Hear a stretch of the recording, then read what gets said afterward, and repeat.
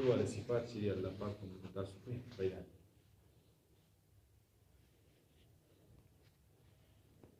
په دنیا کې الله پاک د ټولو نه خوښ ځایونه چې دي هغه جوماتونه دي، او د ټولو نه ناخوښ ځایونه چې دي هغه بازارونه دي. الله پاک زموږ ستاسو وختونه چې دي هغه جومات کې تېرېدلو ونه جوړ کړي.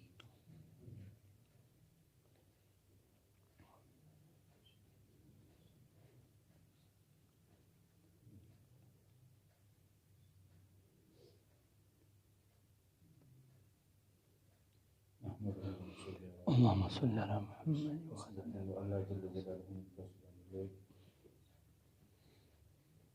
او کوچی الله پاک مونږ او تاسو راوستو د ماښام د اهمیت پر دې زموږ تاسو نه باجماعت ادا کړ. دا د الله رب العزت زموږ او تاسو سره خصوصي مهرباني او بیا د خپل دین په فکر کې کېنول، د دین په فکر کې یوه ګړۍ ناسته الله پاک ته د اویاو کالو اتیاو کالو بیریانه پرې عبادت مزیاله. الله رب العزت زموږ او تاسو خالق دی، د الله نه ما سوا بل څوک زموږ تاسو خالق نشته. الله رب العزت زموږ او تاسو مالک دی، د الله نه ما سوا بل څوک زموږ تاسو مالک نشته. الله رب العزت زموږ او تاسو رازق دی، د الله نه ما سوا بل څوک زموږ او تاسو رازق نشته. دنیا کې موږ تاسو ته څه په نظر راځي څه په نظر نه راځي، دا ټول په ټوله چې دي د الله رب العزت په خپل قدرت سره پیدا کړي. الله پاک پیدا کولو کې د چا محتاج نه، دا ځمکې اسمانونه غرونه څومره انسانان دي ځناور دي، دا ټول الله رب العزت په خپل قدرت سره پیدا کړي. او دغسې د دې ټولو مالک چې دی هغه هم صرف او صرف یو الله دی. د دې قبضه صرف او صرف د یو الله سره، د الله نه ما سوا څوک د دې قبضه اخیستلو ولا نشته. او دغسې دې ټول مخلوقاتو ته الله پاک رزق ورکوونکی دی، د الله نه ما سوا بل څوک زموږ تاسو ته رزق ورکولو والا نشته. او دغسې دنیا کې څومره نظامونه چلیږي دا د الله پاک په قدرت او د الله پاک په قبضې سره چلیږي. د هواګانو نظام، د اسمانونو نظام، د ځمکو نظام، دا یو الله چې دی چلی، د الله نه ما سوا بل څوک د دې چلولو والا نشته. دغسې د شپې راوستلو والا نظام او د شپې بولو او د هغې نه وروستو د ورځې نظام راوستلو والا ذات چې دی هغه یو الله دی. زمونږ او ستاسو یقین په یو الله جوړ شو، زمونږ او ستاسو د دنیا او د آخرت ټولې مسلې چې دی هغه به حل شي. نن زمونږ او ستاسو یقینونو کې چې دی هغه بګړاو راغلی دی. زمونږ ستاسو یقین چې دی هغه په مادي څیزونو باندې کم یعنی عهده ډیګري بنګله په دې باندې زمونږ او ستاسو مال جایداد دې سره زمونږ او ستاسو یقین چې دی هغه فاسد شوی دی. زما عزتمندو د مرګ نه مخکې دا فاسد یقین چې دی دا د زړه نه ویستی دی او د یو الله په ذات باندې خپل یقین جوړول دي. او څوک په دې یقین سره د مرګ راغی چې خالق مالک رازق الله دی، د په لویه کامیابۍ سره کامیاب شو. او الله مکه زمونږ ستاسو د نه محنت کولو په وجه باندې د الله تعالی په قدرتونو کې فکر غور نه کولو په وجه باندې دا فاسد یقین زمونږ او ستاسو سره و، مرګ راغی، د مرګ فرشتې زمونږ ستاسو نه روح قبض کو، نو بیا په لویه ناکامۍ بیا ناکامي ده. زما عزتمندو دغه ټایم کې د مرګ په وخت کې به موږ او تاسو افسوس وکړو او ډېر ارمان به وکړو چې کاش زما دا 80 کاله زندګي، دا 40 کاله زندګي دا خو عبث لاړه، او ما ته مخکې کوم راتلونکې زندګي چې ده هغه نه ختمېدونکې زندګي ده. امام غزالي رحمت الله علیه فرمایي وایي دا ټوله دنیا د رای د دانې نه ډکه کړی شي، 1000 سال پس یو مارغه راځي او یو دانه چوتې وړي، دا ټولې دانې به ختم شي، لیکن د آخرت زندګي چې ده هغه نه ختمېدونکې ده. زما عزتمندو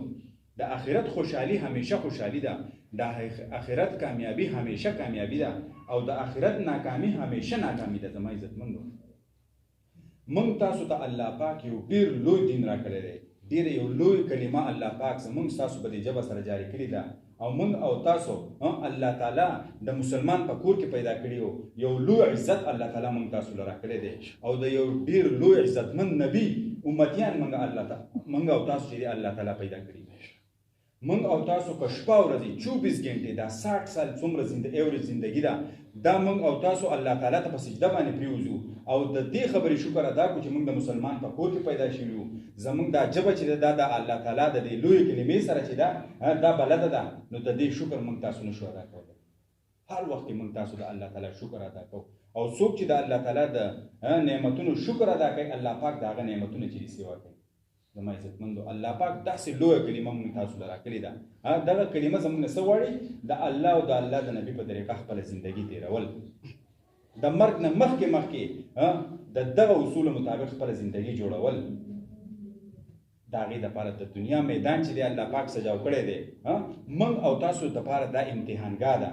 چې څوک په د الله د حکم د نبي په طریقه خپله زندګي تېروي دی به کامیاب راځي ماته د ده دپاره ما لوی اکرامونه او لوی اعزازونه او لوی انعامات چې دي تیار کړي زما عزتمندو او دغه معلوم سوالونه دي او دغه معلوم امتحان دی چې په هغې دپاره موږ تاسو په دې دنیا کې چې دی تیاري وو او کله مرګ راځي په خوشحالو سره به راځي فرشتې چې دي زموږ او ستاسو استقبال له به راځي په ګلدستو سره به راځي لیکن د دنیا دا مختصره زندگی د الله د حکم د نبی په طریقه تیرول غواړي او د الله تعالی د ټولو نه لوی حکم مونځ چې دی دا ډېر لوی حکم دی د الله تعالی هر وخت موږ تاسو چې دی په خپلو مونځونو چې دی هغې باندې محنت وکړو څنګه صحابه کرام رضی الله عنهم اجمعین داسې مونځونه خپل جوړ کړي وو څه ضروریات په راتلو 2 رکعته نفل کولو سره ضروریات د الله تعالی نه غوښتل الله تعالی به د هغو ضروریات چې دی هغوی ته پوره کول زما عزتمندو وایي څوک 40 ورځې داسې مونځو کې چې یو تکبیر الله ته فوت نه شي الله پاک به دله 2 فرماني ورکړي د جهنم نه د خلاصي او د نفاق نه د بري مونځ داسې ډېر لوی دولت دی چې په هغې باندې موږ او تاسو چې دی محنت وکړو او داسې خپل مونځونه جوړ کړو د دې اهتمام کوو څوک چې وایي د 5 مونځونه اهتمام کوي الله پاک وایي زما به ذمهواري کوي زه به خپله ذمهواري چې دی جنت ته داخل او وایي څوک چې د 5 مونځونه اهتمام نه کوي په ما باندې هېڅ ذمهواري د هغه نشته هر وخت موږ ستاسو هر عمل چې هغه علم والی زموږ او ستاسو زندګي چې هغه عالمانه وي هر عمل لپاره موږ تاسو د هغې علم زموږ سره مونځ کوو چې د هغې علم زموږ سره ذکر کوو چې د هغې علم زموږ سره وایي د عالم خوب او د عابد د ثابت شپې